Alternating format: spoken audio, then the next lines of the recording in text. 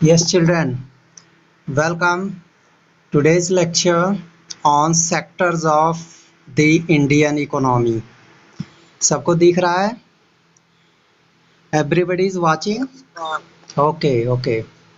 बेटा ये चैप्टर आपके पीरियोडिक टेस्ट में भी आएगा. इसको हम एट अ ग्लांस स्टडी करेंगे.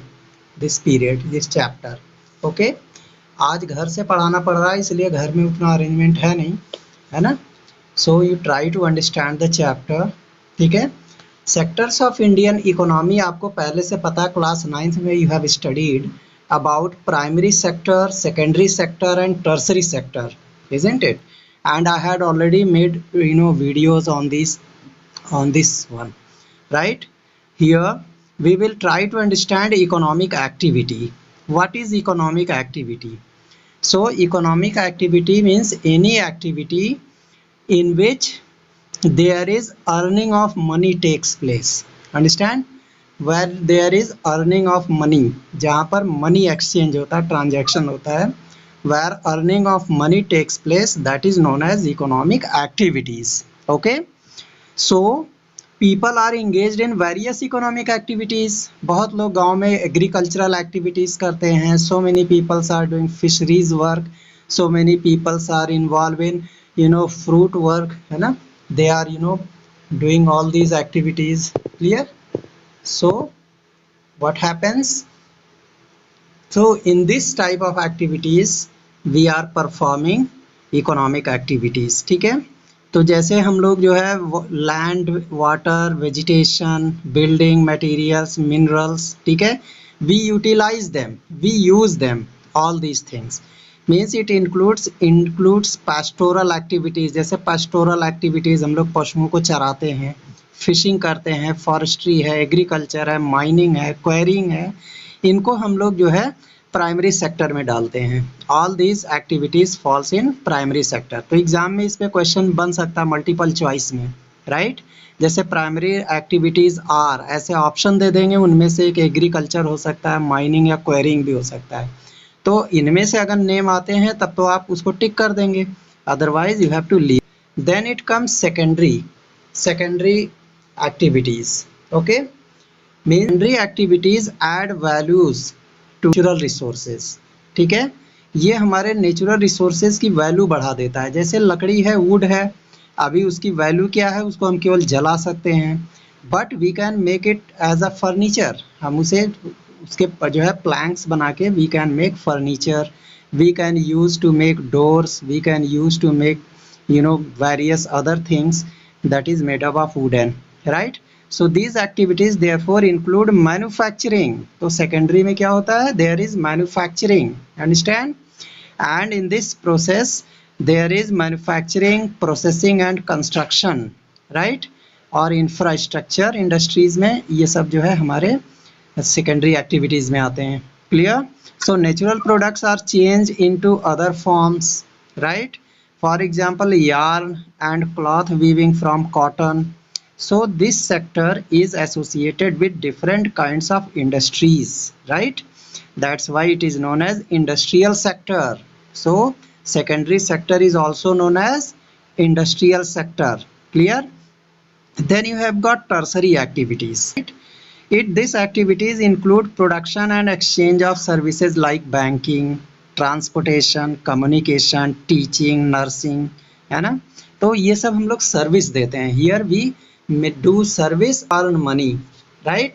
ये सर्विस दे करके भी हम लोग अर्निंग करते हैं, राइट? So this is also economic activity because after doing these services we earn money. Clear?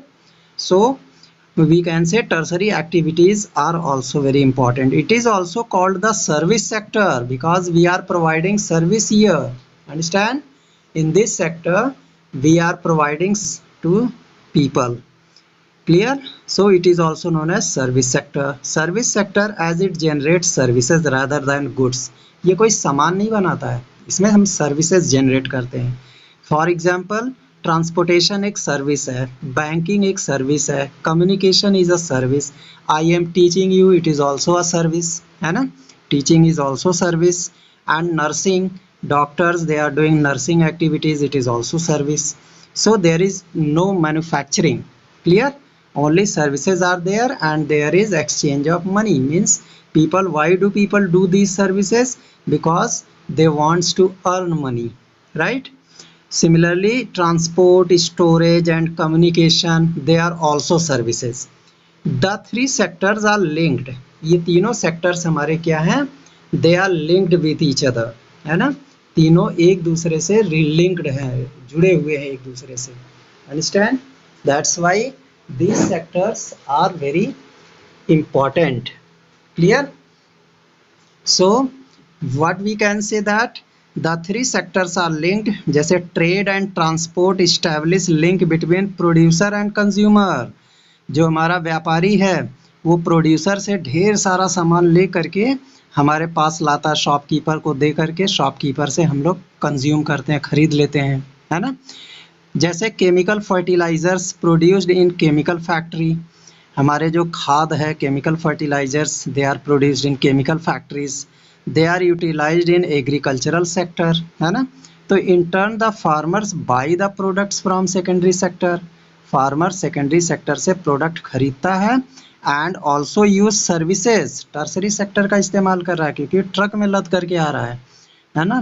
And tertiary sector जैसे हमारा बैंकिंग वगैरह भी है, बैंक से पैसा निकाल करके उसको पेमेंट करना, ऑनलाइन बैंकिंग अब चल पड़ा है, हम लोग कैश डायरेक्ट जो है ऑनलाइन ट्रांसफ़र कर सकते हैं, तो ये भी एक सर्विस है. तो एक हमारा प्राइमरी सेक्टर का फार्मर, ठीक है, he is using tertiary sector as well as secondary sector, तो तीनों लिंक हुए कि नहीं हुए? In this way there is a comparison between this three sectors. Okay, ये जो हमारा थ्री सेक्टर्स है, इन एन इकोनॉमी वन और मोर सेक्टर्स में be more, right, dominant than the other in terms of total production. Total production के term में कोई तीनों में से कोई एक सेक्टर ज़्यादा डोमिनेंट होता है, ज़्यादा उसका कंट्रीब्यूशन होता है ना? And employment also provided here while other sectors में be relatively smaller. Other sectors छोटे हो सकते हैं. प्राइमरी अगर हमारा जो है डोमिनेंट है तो हमारा टर्सरी और सेकेंडरी स्मॉलर होगा. So as thousands of goods and services are produce, it is not possible to add all of them, है ना? हमारे यहाँ हजारों goods are produced, so therefore economist suggest that the value of goods and services be added rather than their actual numbers. Okay, for example value of 5000 coconuts at ₹10 per piece would be sold at 50,000 because 500 into 10, okay, you will get 50,000 rupees. Similarly, the value of goods and services in all the three sectors is calculated and then added. ऐसे तीनों sectors की values को हम calculate करके फिर add करते हैं, right? And in this manner we calculate our total means services provided by us economically. So in the initial stages of development, the primary sector was the most important sector of economy. Starting में क्या था? हमारा जो primary sector है, it is most important sector of Indian economy, isn't it? Because agricultural activities people have done from early ages, है ना? Early man had started their settlement of life. So in this manner we are getting, you know, various types of things. Clear? So methods of manufacturing, here methods of manufacturing were introduced and the secondary sector became more important in total production, है कि नहीं? Secondary sector हमारे total production में बहुत important है, manufacturing, और employment भी देता है क्योंकि वो जो है इन the past decade to the shift has now been to the tertiary sector. आजकल के समय में अब शिफ्ट किधर जा रहा है? Tertiary sector. हर कोई सर्विस सेक्टर से जुड़ना चाहता है. वाई? क्योंकि उसमें फिजिकल वर्क नहीं है ज़्यादा, उसमें केवल जो है आपका मेंटल वर्क है and you have to you know that is not so much typical work. So in the past decade of 2 years this shift has been to the tertiary sector. अब टर्सरी सेक्टर ज़्यादा dominant हो रहा है developed countries में. Reason क्या है? Demand for basic services, hospital की demand बढ़ गई है, एजुकेशनल इंस्टीट्यूशन की डिमांड बढ़ गई है, पोस्टल सर्विसेज की डिमांड बढ़ चुकी है, बैंक्स की डिमांड बढ़ गई है, इसलिए हर कोई hospital, educational institution, postal services और बैंक्स में घुसना चाहता है, क्योंकि ये सर्विस सेक्टर है ना, और ये इंक्रीज भी हो रहा है। This demand has also been due to greater development of the primary and secondary sectors. आज हमारे प्राइमरी और सेकेंडरी सेक्टर काफ़ी डेवलप हो चुके हैं, ठीक है। Which now require more services, अब उनको और सर्विसेज चाहिए, जैसे transport services, trade services, storage services, तो ये tertiary sector will provide. As the income level of the people has increased, they demand more services and a better standard of living like tourism, shopping, professional training, है कि नहीं। तो income level बढ़ने के बाद अब आदमी उसको एक्सपेंस करने के लिए उसके अपना लिवरेज बढ़ाता है। सो हम tourism, they wanted to make tour of all over world, हम मतलब कॉस्टली आइटम की शॉपिंग करने लगते हैं। We takes professional training, MBA करते हैं, फिर डिग्रीज की ट्रेनिंग लेते हैं। तो ये क्यों हुआ? अपना लिविंग स्टैंडर्ड को इम्प्रूव करने के लिए। Then you have got globalization too has introduce new services into the market. हमारे मार्केट में जो ग्लोबलाइजेशन है, ठीक है, it has introduce new services right in the market and like information technology and communication services, इसमें globalization का बहुत अच्छा रोल है। Now we will try to understand GDP, gross domestic product, it's full form, है ना। तो the value of final goods, हमारे जितने भी तीनों sectors, primary sector, secondary sector and tertiary sectors, okay, इसके तीनों गुड्स के जो फाइनल गुड्स जो होता है एंड सर्विसेज जो प्रोड्यूस हुए हैं हर सेक्टर में एक ईयर में, the total production of the sector for that year, the sum of the production in the three sectors gives gross domestic product। यही तीनों सेक्टर्स का सम जब हम करेंगे प्राइमरी, सेकेंडरी एंड टर्सरी का, तो वही हमारा ग्रॉस डोमेस्टिक प्रोडक्ट होगा। It is the value of all final goods, it is the value of all final goods and services produced in the country during a year. Therefore the GDP indicates the size of the economy। GDP हमारे economy की size को indicate करता है, as it is the market value of the final goods and services produced by all sectors, ठीक है। देखिए CBSE board में ये क्वेश्चन था, which group of activities is directly associated with the natural resources. Definitely agriculture activity, very simple question, इसी को multiple choice में पूछा जा सकता है। क्लियर? अभी आपके मल्टीपल चॉइस वाले एग्जाम होने, mock test, so question will come from inside the book, that's why I am going word by word, okay, you just read NCERT book, clear? Along with this what I am telling you, they are also important, clear? Here employment in different sectors, अलग अलग sector में हमें क्या क्या employment की संभावना है, right? तो there are more people employed in agriculture than necessary, which further implies that the workers in agriculture sector are underemployed, right? Because there is disguised unemployment. This means a situation where people are working less than their potential, ठीक है, लोग अपने potential से lace work में काम करते हैं, पूरा पोटेंशियल नहीं इस्तेमाल करते। So their employment does not add to productivity, इसलिए उनका एम्प्लॉयमेंट प्रोडक्टिविटी में नहीं ऐड करता। So this underemployment is seen in other sectors also, ठीक है, हर सेक्टर में ये दिखता है। This implies that secondary and tertiary sectors have not created enough job, इसलिए हमारा सेकेंडरी और टर्सरी सेक्टर्स में ज़्यादा जॉब नहीं क्रिएट हो पाए हैं। To enable people to migrate from primary to these sectors, और प्राइमरी सेक्टर से लोग अलग अलग सेक्टर में माइग्रेट हो गए। Thus most of the workers in primary sector are disguised unemployed, है कि नहीं? You know disguised unemployment you have studied in class 9th standard, means suppose there are a family of 8 members, right, and whatever piece of land they have, there is only requirement of 5 members, 5 members can produce that one, right? But what happens, all these people, means peoples are engaged 8 peoples, so 3 peoples who appears that they are engaged but they are not, means there is no effect of output of productivity, productivity उतना ही होगा, 5 जो है आदमी जितना productivity करते हैं उतना ही 8 लोग भी प्रोडक्टिविटी कर रहे हैं, यानी अगर 3 लोग हटा भी दिए जाएं तो प्रोडक्टिविटी पे कोई इफेक्ट नहीं पड़ता है। Understand? So all these 3 peoples they are disguised unemployed.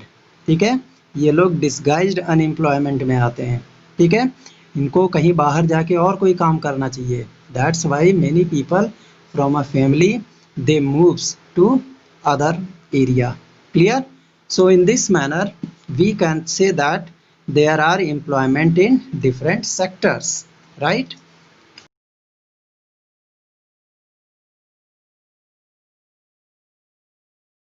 Engaged in open unemployment. Open unemployment क्या होता है? It refers to situation where people are not employed at all. एक ऐसी situation है जहाँ पे people employed नहीं होते हैं पूरी तरह से।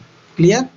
So we can say that this problem can be reduced to a great extent, है ना, through infrastructure projects like construction of dams and canals which can generate a lot of employment. इन सारे construction activities में there is lot of generation of employment. Similarly, government can invest money on transportation. Government transportation पे investment करती है, जैसे roadways की buses and storage of crops. Government has developed food corporation of India, वो crop को store करती है और मेक बेटर रूरल रोड्स, और रूरल एरिया में ग्रामीण क्षेत्रों में अच्छे अच्छे रोड्स बनाती है। तो it can provide productive employment not just to farmers but also to people in transport और ट्रेड एक्टिविटीज़। तो इसमें फार्मर्स के अलावा और लोगों को भी एम्प्लॉयमेंट मिलता है, isn't it? So we can say another way to solve this problem is to identify, promote and locate industries in semi-rural area. हमें पता लगाना चाहिए कितने लोग अनएम्प्लॉयड है, उनको प्रमोट करना चाहिए, है ना। In this way employment can be solved, unemployment problem. For example, setting up rice and dal mills. If people set up rice mills and dal mills where rice and pulses are produced, to that some farmers can work in those mills. तो मतलब part time में कुछ farmers उसमें काम करेंगे तो उनका employment मिलेगा। Similarly food processing industries can be set up, है ना, ग्रामीण क्षेत्रों में फूड प्रोसेसिंग इंडस्ट्रीज सेटअप की जा सकती है, जैसे potato, sweet potato, wheat, rice, they can be processed, है ना, and they can be kept in cold storage. Cold storage facilities होनी चाहिए, है ना। There is also some of improving the health care and educational facilities in our village. हमारे गांव में बहुत लोग हेल्थ केयर फैसिलिटी देते हैं, बहुत लोग एजुकेशनल फैसिलिटीज़ प्रोवाइड करते हैं, जैसे primary schools, private schools. More jobs can be created by simultaneously addressing the important aspects of development. Means jobs can be produced by using all these activities. One such visionary step is the implementation of Mahatma Gandhi National Rozgar Employment Guarantee Act, MGNREGA, Manrega. Okay, 2006 in Mahatma Gandhi National Rural Employment Guarantee Act that guarantees 100 days of employment to the poor. Clear? So in this way we can say that employment can be provided. देखिए these questions that came in CBSE board, which part of tertiary sector is growing in importance and which part is less productive. So you can say that agricultural sector is less productive, है ना, and which sector is growing in importance? Service sector, that is tertiary sector. Name some allied agricultural activities that need to be promoted to solve the problem of unemployment. So many allied agricultural activities can be taken up, है ना. I have discussed right now, जैसे MGNREGA, this activity was there. There should be cold storage facility. There should be various types of rice and dal mills, है ना. So this could be established. This came in 2013. Which sector employs the largest number of people in India? Now it is service sector. Book में पढ़ेंगे service sector यानी tertiary sector सबसे ज़्यादा employment आजकल दे रहा है। क्लियर? अभी हम थोड़ा सा क्लासिफिकेशन की बात करते हैं। We will discuss about the classification, right, of all these 3 sectors. Clear? So what will happen? those enterprises or workplace where the term of employment is regular, जहाँ पे term of employment regular होता है, means people have assured work, वहाँ job की guarantee होती है, they are known as organized sector. Clear?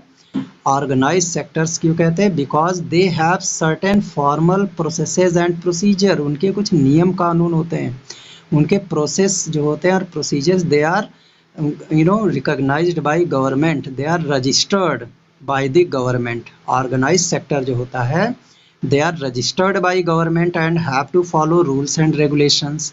The rules and regulations are also followed there. There are wages act, provident facility. Thus worker sector have security of employment, पूरी security मिलती है. Work for fixed and get additional overtime wages, उनका working hour है और उनको over time का भी पैसा मिलता है. And medical benefits set by government. ठीक है. Clean drinking water and safe working environment is there. तो ऑर्गेनाइज सेक्टर इज बेस्ट. वहीं पे unorganize sector means private sector. ये क्या है? स्मॉल एंड यूनिट्स, छोटे छोटे यूनिट्स हैं which are largely outside the control of government. ये गवर्नमेंट की कंट्रोल से बाहर है. Rules and regulations are not followed, यहाँ कोई नियम कानून नहीं फॉलो होता है. Jobs here are low paid, very less payment is given. Often jobs are irregular, there is no fix guarantee.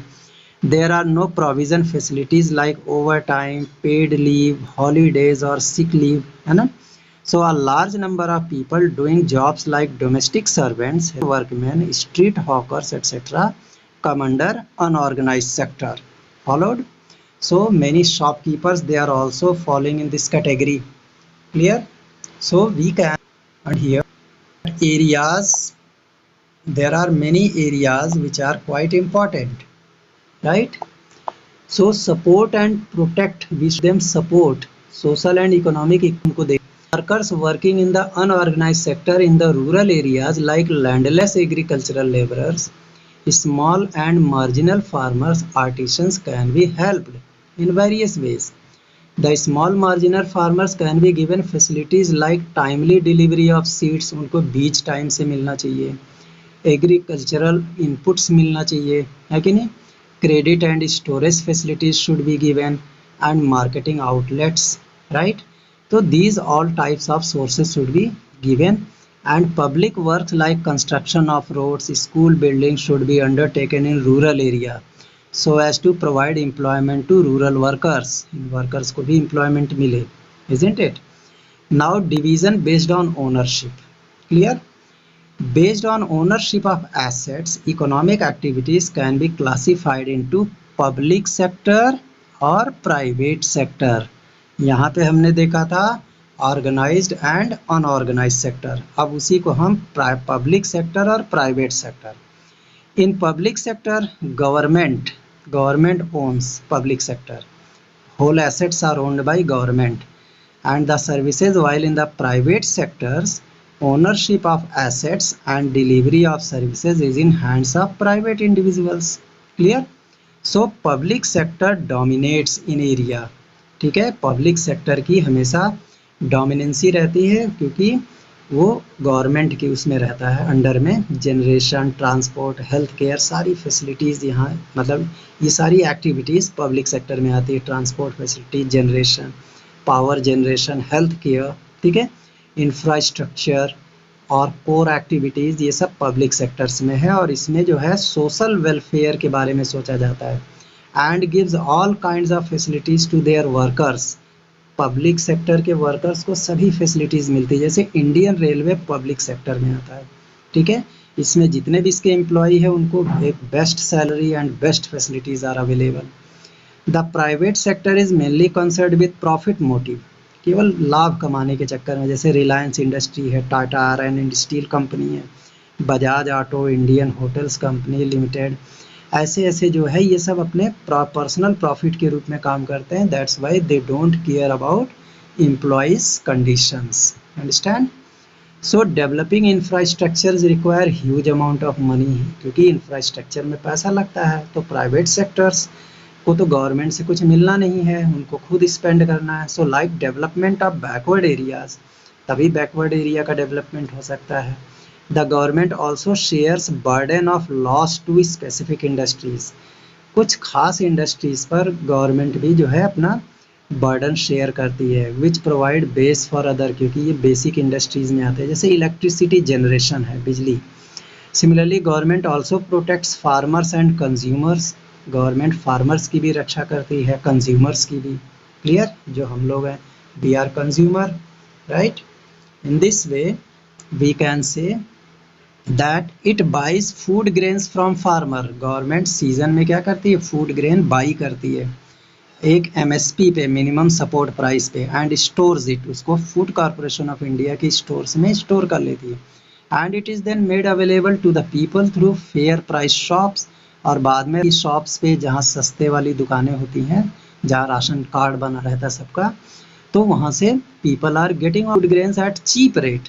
So other activities include providing health care. Government जो है health care facilities देती है। Elementary education possible हो गया government की तरफ से, ताकि एजुकेशन की सॉल्व हो। माल न्यूट्रिशन और हाई इन्फेंट मोर्टिलिटी रेट को कम किया गया। ड्रिंकिंग वाटर, हाउसिंग, ये सारी समस्याएं गवर्नमेंट अंडरटेकिंग में आती हैं। ठीक है? So here they are asking a question, under which sector would you put labour worker working under a sector? सब service sector. Why does government bear cost of production of some? Because government work for the welfare of society. Understand? Government all work for the welfare of society. That's why it is happening. Clear? So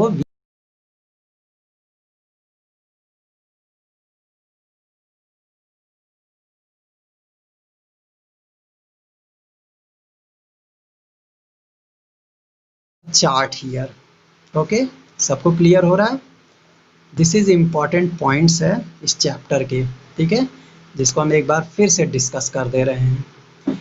ये है classification of economic sectors on the basis of nature of activity primary, on the basis of employment organized, on the basis of ownership public और private sector. Okay? और हमारा ये primary, secondary and tertiary activities में तीनों बटे हुए हैं। ठीक है? अब इनकी जो वर्किंग, जैसे देखो प्राइमरी में हमारे क्या है? Agriculture, forestry, fishing, mining, quarrying. ठीक है? फिर secondary activities related to manufacturing, जैसे इंडस्ट्रियल यूनिट अभी पढ़ाए थे। टर्सरी में क्या होता है? Transportation, banking, communication, call centres, administrative, accounting. Okay?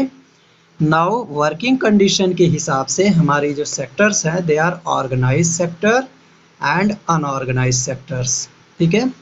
ये है organize sector and this is unorganize sector. Clear? So organize sectors are divided into two parts. Clear? एक है रेगुलर, जो ऑर्गेनाइज सेक्टर हमें रेगुलर एम्प्लॉयमेंट देते हैं, बेटर वेजेस देते हैं, ओके, ये सारी चीज़ें देती हैं। And fixed working hours, leaves and paid holidays भी कुछ ऑर्गेनाइज सेक्टर्स देते हैं। सिमिलरली अनऑर्गेनाइज सेक्टर में क्या है कि हमें क्या है? दे गिव्स इरेगुलर एम्प्लॉयमेंट, ठीक है, less wages, poor working conditions, no job security, and इनका long working hours, no leaves, no paid leaves, holidays. ठीक है? तो अभी हम थोड़ा सा इम्पॉर्टेंट इसके टर्म्स डिस्कस करते हैं, right, and we will conclude this lesson, right. Primary sector, clear? What are primary sectors? ये टर्म्स जैसे एग्जाम में 1 नंबर में आता है, तो activities that are undertaken by directly using natural, जिसमें नेचुरल रिसोर्स को करते हैं, जैसे agriculture natural resource direct use करते हैं। And then secondary sector, right, in secondary sector what happens? Activities in which natural products are changed into other form, natural product को दूसरे form में चेंज करते हैं, उसको मैन्युफैक्चरिंग भी बोलते हैं। तो जितने भी हमारे मैन्युफैक्चरिंग एक्टिविटीज़, इंडस्ट्रियल एक्टिविटीज़, जैसे आयरन से हम लोग नट, बोल्ट, निडल, बहुत सारी चीज़ें बनाते हैं, तो ये हमारे सेकेंडरी सेक्टर में it is possible.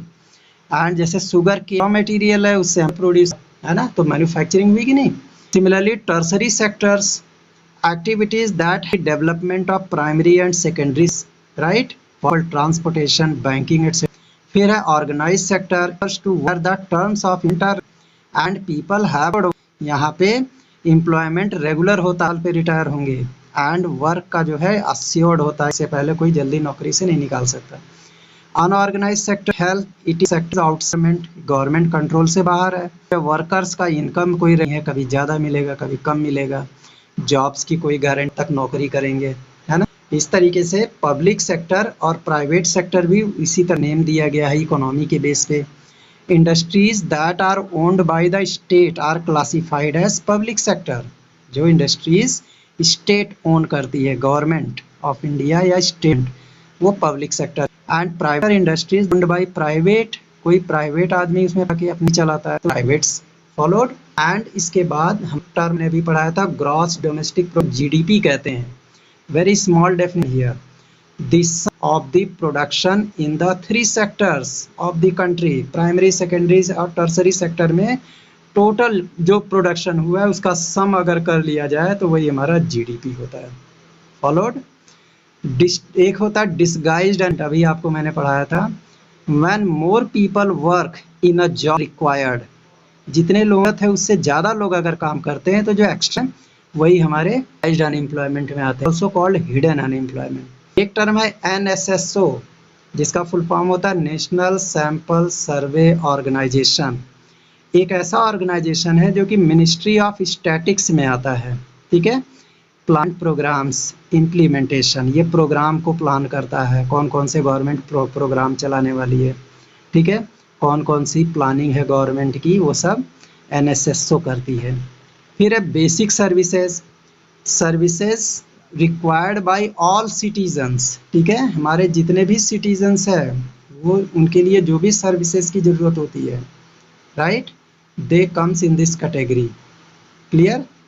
So we can say that basic services क्या होते हैं? Basic services required by all citizens like elementary education, पढ़ाई, health care, hospitals, water supply, ये सब हमारे बेसिक नीड्स हैं, बेसिक सर्विसेज हैं, ठीक है।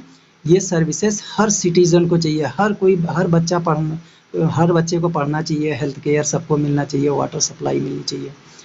Then you have got final goods and services, goods and services that are available for purchase by their ultimate और intended.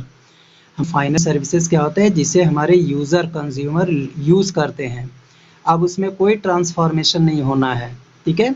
जैसे रेडीमेड क्लॉथ्स, जो हमारे बने बनाए कपड़े होते हैं, जैसे पैंट शर्ट, मशीन्स, टीवी, ये सब फाइनल गुड्स में, अब इसमें कोई चेंजेस नहीं होने। ओके, हाँ, yes, what do you tell? I have already told that in your book. अभी हम आपके बेस पे बता रहे हैं जो आपका पीरियोडिक टेस्ट होने जा रहा है। ओके, अभी मनरेगा भी दिया हुआ है आपकी बुक में, उसमें 100 डेज की गारंटी होती है, और जो है नरेगा भी एक टर्म था। Clear? So one thing more, intermediate goods which are used as raw material for further production of other goods, ठीक है, are called intermediate goods। जैसे फ्लोर, व्हीट से हमने फ्लोर बनाया और फ्लोर से हमें बनाना है तो हमारा फ्लोर आया, सो फ्लोर गुड्स। क्लियर? फिर assets, an item of value owned by an individual, ठीक है, ऐसी पूंजी जो एक इंडिविजुअल के पास होती है या कंपनी के पास। For example land, goods, jewellery, ये सब आपकी क्या है? एसेट्स, पूंजी है। Clear? Then infrastructure, it structures system facilities and service that help the business, ठीक है, ये हमारे बिजनेस में हेल्प करते हैं। Industry and people living here they are helpful in business activities. Clear? And we can say that means structures जितने भी हैं, सिस्टम, फैसिलिटीज, सर्विसेज, ठीक है, जो हमारे बिजनेस में यूज होते हैं। जैसे industrial, living in a country like transportation services, इन दोनों को ट्रांसपोर्टेशन सर्विसेज की ज़रूरत होती है। Clear? So they are used, understand? And we will also discuss some questions, that is आप एक्सरसाइज में जाइए, एक्सरसाइज में you will try to understand all those things which will be asked in board exam, है कि नहीं? जैसे board exam में हम बहुत सारी चीज़ें, जैसे नरेगा की बात हम लोग कर। क्लियर? नरेगा जो है हमारा 2005 में लागू हुआ था। It was one of the major steps. Clear. तो नरेगा जो था ये हमारे अनएम्प्लॉयमेंट की प्रॉब्लम को सॉल्व करने के लिए बना था, जो हमारे डिसगाइज्ड अनएम्प्लॉयमेंट है, ठीक है, ज़्यादा बढ़ गई थी, पॉपुलेशन बढ़ गई, हर घर में 20-20 लोग हो गए थे, और खेत है जिसमें जो है 5 ही 6 लोगों की ज़रूरत होती है, राइट। ये जो हमारा डिसगाइज्ड अनएम्प्लॉयमेंट है, इसको सॉल्व करने के लिए गवर्नमेंट ने एक मेजर गोल इस्टेब्लिश किया, दैट वाज नरेगा। क्लियर। इसमें इनको भी एम्प्लॉयमेंट देने के लिए जो other members of the family, they should be given employment. Term है right. Clear. What is right to work? Right to work means that people have a right to work, they have free choice of employment in just and favorable conditions। हर आदमी को choice होता है employment का कि वो जो काम करना चाहे उसको मिले, है ना। सो और फेवरेबल कंडीशन में, and they have protection against unemployment, और उनको अनएम्प्लॉयमेंट की तरफ ऑप्शन भी मिलना चाहिए। तो that comes in the category of right to work. Clear. So आपने studied all these sectors, and now you can go through your exercises, go your book word by word questions